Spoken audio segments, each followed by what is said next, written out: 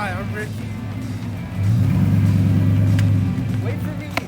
Hi, I'm Sri. Our client, Miss Ondelacy, a second grade teacher, had a problem in her classroom, and that problem was regrouping. The three of us came up with a product that would encase 10 individual blocks to help the learners visualize regrouping. After discussing and sketching, this was the prototype we finally ended up with. Our print went through different phases within this project, and one of our phases was our very first print, which is a cube, before we actually tested the full block. After trial and error, this was our final print.